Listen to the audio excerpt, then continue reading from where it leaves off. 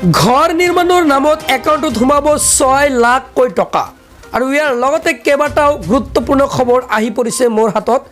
মুছলমান যুৱতীয়ে গ্ৰহণ কৰিলে হিন্দু ধৰ্ম আৰু লগতে কেতবোৰ নিয়ম। হয়, ঘৰ নিৰ্মাণৰ নামত একাউণ্টত সোমাব 6 লাখ টকা। আজি প্ৰথমটো খবৰ হৈছে এটা ডাঙৰ খবৰ যে লাখ লাখ হিতাধিকাৰীক 6 লাখ টকাকৈ দিব চৰকাৰে। নিৰ্বাচনত জনতাক দিয়া প্ৰতিশ্ৰুতি আখৰে আখৰে পালন কৰিব। ST আৰু SC লোকে লাভ কৰিব এই সুবিধা। চৰকাৰী ঘৰক লৈ কংগ্ৰেছৰ বাম্পাৰ অফাৰ।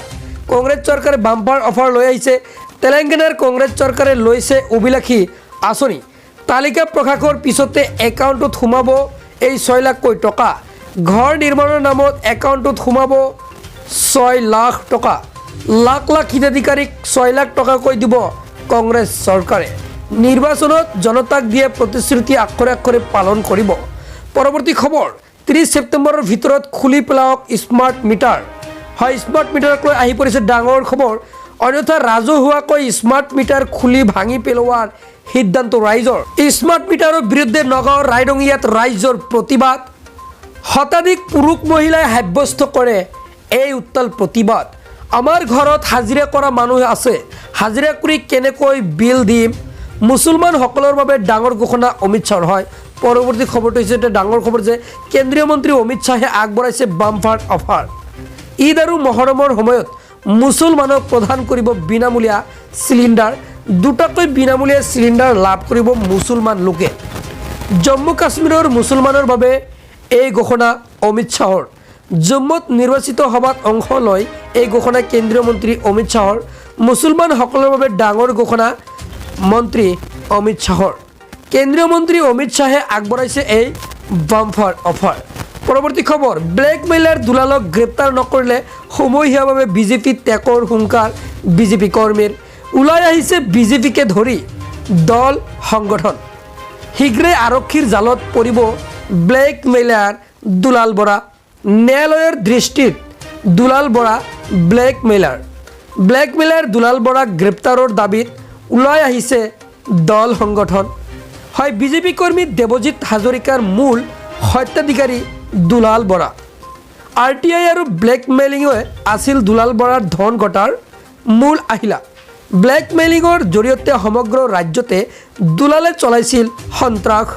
বিতৰ্কিত RTI কৰ্মী দুলাল বৰা সন্দৰ্ভত বিস্ফোৰক তথ্য। আদালততো ব্লেকমেইলাৰ ৰূপে প্ৰমাণিত হৈছে দুলাল বৰা। RTIৰ যোগেদি বিভিন্নজনক ব্লেকমেইল কৰিছিল দুলালে। 2020ত কেইবাটাও গোচৰ শুনানি গ্ৰহণ দিছিল আদালতে। RTIৰ তথ্য শেহতীয়া কৰি বিভিন্নজনক কৰিছিল ব্লেকমেইল। বৰ্তমানত দুলালৰ বিৰুদ্ধে বিভিন্ন থানাত আছে 31টা গোচৰ। অগ্ৰিম জামিন বিচাৰি আদালতৰ দ্বাৰস্থ বিতৰ্কিত দুলাল বৰা আৰু অনলাইন যোগে আদালতত আবেদন পলাতক দুলাল বৰাৰ। ৰফিক আহমেদ নামৰ সাংবাদিকেও বিচাৰিছে অগ্ৰিম জাননী। দেৱজিৎ হাজৰিকাৰ মৃত্যুৰ ঘটনাত নামত সাঙৰ খাইছে দুয়োৰে নাম। ছুইচাইড নোটত দুলাল ৰফিকে ব্লেকমেইলিং কৰাৰ অভিযোগ দেৱজিৎ হাজৰিকাৰ। পলাতক দুলাল বৰাৰ পৰ্টেলৰ মেনেজাৰক জেৰা চিএম ভিজিলেন্সৰ। সোমবাৰে জেৰাৰ সন্মুখীন হৈছিল দুলালৰ মেনেজাৰ গফুল বৰ্মন। ব্লেকমেইলাৰ দুলালক গ্ৰেপ্তাৰ নকৰিলে সমূহীয়াভাৱে বিজেপি ত্যাগৰ হুংকাৰ। ওলাই আহিছে বিজেপিকে ধৰি দল সংগঠন। হয়, পৰৱৰ্তী খবৰ, মুছলমান যুৱতীয়ে গ্ৰহণ কৰিলে হিন্দু ধৰ্ম। ৰেজিনা বেগম হ'লগৈ অন্যান্য দেউৰী। আইনীভাৱে ধৰ্ম সলনি কৰি হিন্দুত্ব গ্ৰহণ যুৱতীগৰাকীৰ। আইনী পৰ্বৰ পিছত অগ্নিক সাক্ষী কৰি হিন্দু নাম ল'লে যুৱতীগৰাকীয়ে। পুৰোহিতৰ মন্ত্ৰোচ্চাৰণৰ মাজত ভগৱানক আৰাধনা যুৱতীগৰাকী। আইনী প্ৰক্ৰিয়াৰ অন্তত নগাঁৱৰ জখলাবন্ধা সত্ৰত হিন্দুত্বত শৰণ।